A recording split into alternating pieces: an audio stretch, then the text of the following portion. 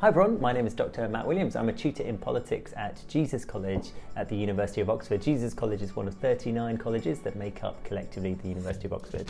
What I thought I'd go through today are some of the best questions I've ever received about the university in the 13 odd years I've been working in what we call Access, which is working to make the university more open to people, especially from less represented backgrounds. So some of these questions are actually pretty awkward. They were quite difficult because they're so honest, but actually I love them. I love those sorts of questions because sometimes people are just far too polite and they don't tell me what they really want to know. And so I've distilled some of the toughest questions I've ever received, and I'm going to go through them as honestly as I can now. But make sure you think of some more awkward questions for me and let me know what you think down below in the description. All right, what do we got? So let's start off with, well, why care? Why should anyone care about universities like Oxford? Why are they sometimes put on a bit of a pedestal? Well, I think that's a really good question. And honestly, between us, I think Oxford and Cambridge universities are a little bit overrated in the sense that there are lots of really fantastic universities around the world and in the United Kingdom. And putting Oxford and Cambridge on a special pedestal as if they are significantly better actually doesn't help anyone. It certainly doesn't help us because it puts a lot of people off applying. They think, oh, well, Oxford and Cambridge are so unusual, so special, they couldn't possibly want someone like me. But that's wrong. Of course we want people to apply from all backgrounds because we're missing out on talent otherwise. So I think we need to be very careful with what we think it means to be a good, better or best university. But having said that, what is unusual about Oxford and Cambridge is that we teach in unusually small groups. So in Oxford we call these tutorials, in Cambridge they're called supervisions. Shortly after I'm recording this video, I'll be teaching one of these tutorials and there will be 3 students in my class, just 3. And that's the upper limit. So usually my tutorials only have about 2 students in them. And you would be taught like that twice a week for the entirety of your degree. And no other universities on earth will do that. And that's related to the second unusual feature about Oxford and Cambridge, which is that they are relatively wealthy. Oxford is 900 years old, it's been investing money for all of that time, and it's able to fund these very small classes without charging the students any higher fees than they would be charged at other British universities. So that is the unusual feature about Oxford and Cambridge.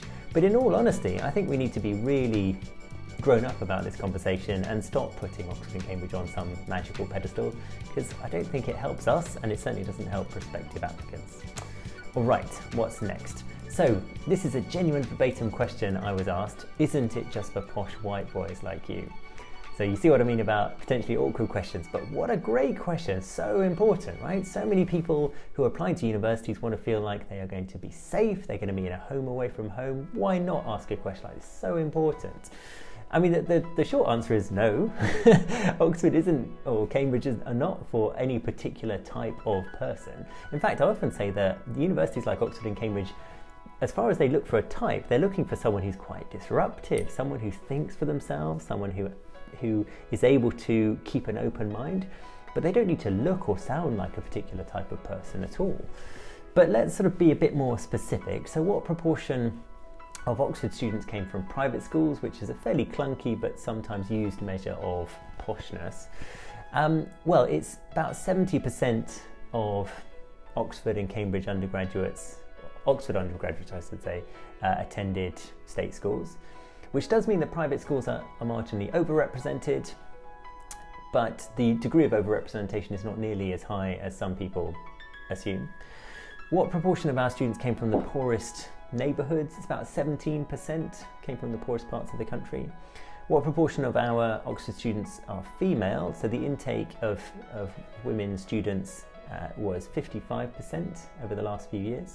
And what proportion of our students are Black, Asian or minority ethnic? It's about 25%, so about a quarter.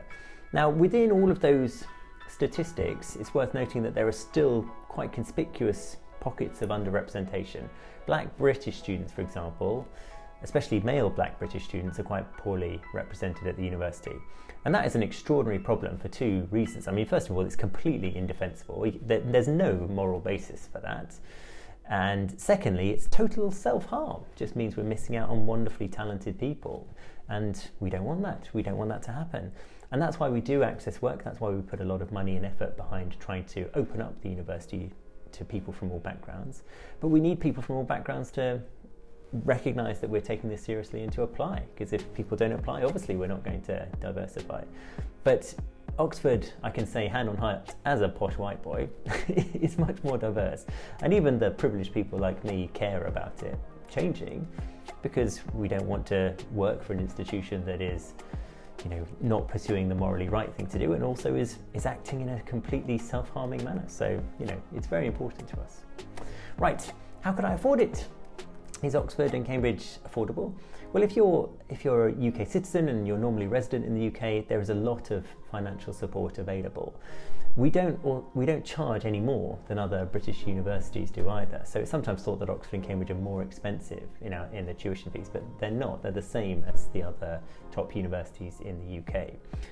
So it would cost you the same to go to Oxford as it would to go to the University of Manchester or King's College London or the University of Cardiff and so on.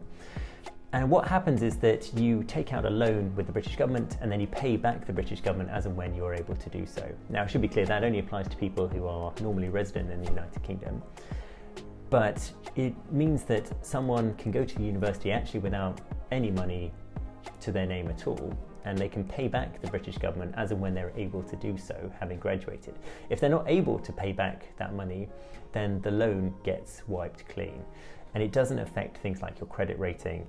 And there's also support for living expenses. The University of Oxford also offers scholarships and bursaries to students from more socioeconomically disadvantaged backgrounds. The bottom line is that we know that your academic potential isn't predicted by the contents of your wallet, and so we are happy to provide the support where you're eligible and to make sure that we get the brightest students regardless of fortune and privilege. And so there are many good reasons not to apply to universities like Oxford and Cambridge, but money typically isn't one of them. The situation does vary if you're not a British citizen or if you're not normally resident in the United Kingdom, but there's lots of information about student finance that is available on the university website. So if you're in any doubt, then do check that out, please. Okay, next awkward question. Don't you just work all the time and isn't it full of geeks? Well, yeah, it's full of geeks, but geeks are wonderful, beautiful people. Geeks are the sort of people that come up with vaccines to help with COVID and that are working to mitigate the worst effects of climate change, and they are working towards a future of artificial intelligence. So I'm pretty proud to be a geek, because a geek is someone who cares. And what on earth is wrong with that? So I'm very sort of happily reclaiming the title geek, and I don't think it's anything that anyone should be ashamed of. But don't we just work all the time? So Oxford and Cambridge have reputations for being very intense, the workload quite high. It's true to say that the workload is a little bit higher than most other British universities, but it's not unsustainably high, and we have excellent support in place for students that are struggling with their work. Obviously, we don't want them to get to the stage where they need to engage our excellent mental health services, but there is fantastic support. And we find that the students typically are able to get used to the workload. And by typically, I mean that the dropout rate for Oxford is very, very low. So students cope with it. And once they've shown they can cope with it, there's almost nothing they can't do. And besides studying, there's an awful lot of things that students can do to distract themselves once they finish. So we have about 400 clubs and societies at Oxford, covering almost anything you can think of in terms of sport, music, drama. I mean, you can even do Quidditch somehow without magic.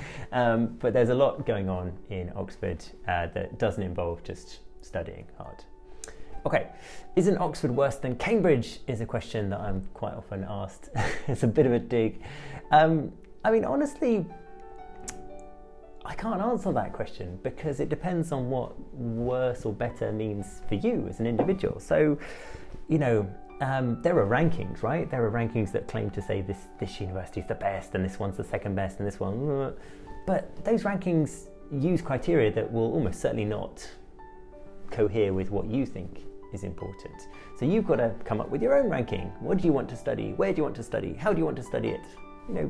I can't answer that, and no ranking can answer that either. So don't get too het up with all of those ways of sort of determining which are the good, better or best universities. The most meaningful differences between Oxford and Cambridge are in the course offerings. So we don't offer exactly the same courses. We offer quite a lot of the same subjects. You can do medicine at both Oxford and Cambridge. You can do history at both Oxford and Cambridge. But You cannot do veterinary medicine at Oxford, but you absolutely can at Cambridge. And you cannot study philosophy, politics and economics at Cambridge, but you can at Oxford. So, that's a meaningful difference between the two universities. Otherwise, they're quite similar. They're both split into colleges, which I'll talk about in a minute. They are both very old, and they both teach in those tiny classes. In Oxford, we call them tutorials. In Cambridge, they're called supervisions, but they're practically identical. And you will not find that teaching approach in any other university on the planet. So that's the really sort of unusual feature about both universities. But you've got to be clear what's going to be right for you. So why are there colleges? So Oxford is split into 39 colleges.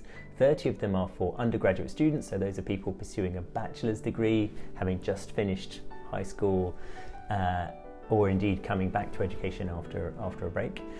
And then 9 colleges for postgraduate, so those are people pursuing higher degrees, like a doctorate or something like that. We are split into colleges because of history, is the sort of simple answer, that the university is 900 years old and it's been growing slowly in bits. It's a little bit like how the United States of America started as 13 colonies and has expanded to 50 states. The University of Oxford started as a collection of small halls, and then some of them amalgamated into colleges, and then new colleges got added on. The newest college, Reuben College, was founded in 2019, so we haven't even stopped expanding. The colleges are a little bit like mini universities, so they offer the sort of facilities you'd expect in a university, so accommodation and food and social spaces and activities. It's where your teaching tends to get organised, but you're not bound to your college. If you're a member of the University of Oxford, then you can and will go to other colleges for your teaching, and your degree is ultimately administered by the university itself rather than the college. So although technically you are admitted by a college, the choice of the college is not particularly important. And also we operate a very sophisticated pooling system, so that if you happen to apply to a college that is very popular, it's not going to affect your chance of getting into the university because we share your application around. Okay, and why is the college that I work for called Jesus College? Well, that's because historically Oxford had a very important role in training people to be religious leaders, so priests and vicars in particular. And my college, Jesus College, was founded in 1571, and that was its main role for many years. But nowadays the university and its colleges are secular, and we attract students from all sorts of faith backgrounds and people that don't have any faith at all. And we also have students from 140 countries around the world. So Oxford might have retained some of the names and some of the buildings associated with a religious past, but these days that's not our primary function. Okay, so finally, isn't it impossible to get in? I mean, obviously not, but just quite how competitive is it? Well, approximately between 6 and 7 people apply for every available place on average. Now, for some subjects, that ratio is much more competitive. So for things like medicine, law, computer science, economics and management, it's more competitive than that. And then for other subjects like history, English, modern languages, it's marginally less competitive than that. But on average, it's about 6 or 7 applicants per place. And those applicants will be good, right? I mean, we get very, very strong applications. But it's definitely not impossible to get in. And I think a lot of people get put off even considering applying because they're slightly nervous about being rejected. But going through the process of applying to a university like Oxford and Cambridge will give you so many great experiences and such fantastic skills and opportunities that, to my mind, it's a question of, well, why not apply? If you don't do things in life in case you're rejected, then you might end up not doing many things in life. It's such an amazing thing to put yourself through. I applied to Cambridge when I was 17 and I didn't get in, but that was okay. I learned an awful lot from the experience, and I'm not bitter, I promise. I'm honestly not. It's one of those things where, it's certainly to decide you're not going to apply because you think the university is just for a certain type of person, or you can't go there if you're not rich and powerful. Well, those things are just wrong, right? So by all means, don't apply to Oxford or Cambridge because they don't offer the right course for you, or you don't want to be taught in those small classes. But don't not apply because of some old myths that you might have heard back in the day, because chances are that they aren't accurate, and you don't want to make decisions based on faulty information, because then you'll be making faulty decisions. So yeah, that would be my perspective. Give it a try. What's the worst that can happen? All right. Well, thank you for watching. I hope you've got some awkward questions for me. I'd love to hear them. Try and sort of steer clear of full-on abuse, but we can manage with some tricky questions. Anyway, thanks so much for watching. I wish you all the best, and I hope to meet you in person next time. Thanks so much. Bye now.